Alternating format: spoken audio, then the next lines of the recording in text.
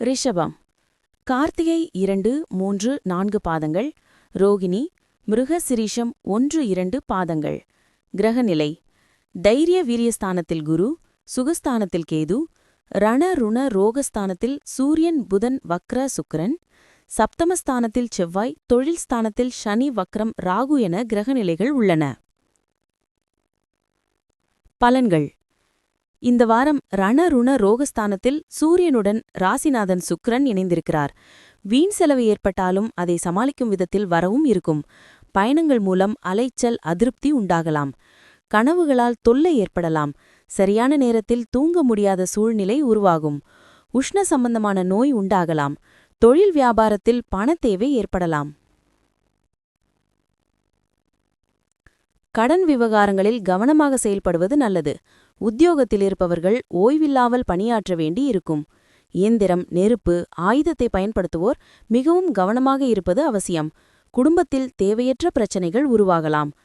கணவன் மனைவிக்கு இடையே கருத்து வேற்றுமை ஏற்பட்டாலும் சரியாகிவிடும்.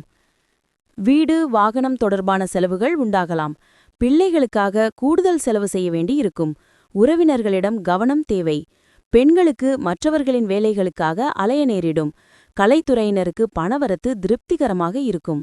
அரசியல் துறையினருக்கு கடினமான பணிகளை கூட எளிதாக முடிக்கும் ஆற்றல் வரும். மாணவர்களுக்கு கல்வியை தவிர மற்றவைகளில் கவனத்தை சிதறவிடலாம். வாகனங்களில் செல்லும்போதும் எச்சரிக்கையாக செல்வது நல்லது. கார்த்திகை 2, 3, 4 பாதங்கள்.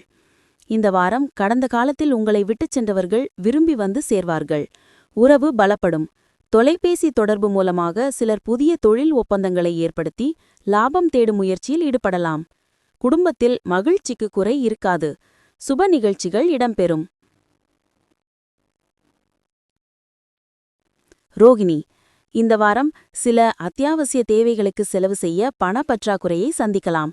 ஒரு பிரச்சனை முடிந்ததும் இன்னொரு பிரச்சனை உருவாகலாம். ஆனாலும் மகிழ்ச்சியாக இருப்பீர்கள்.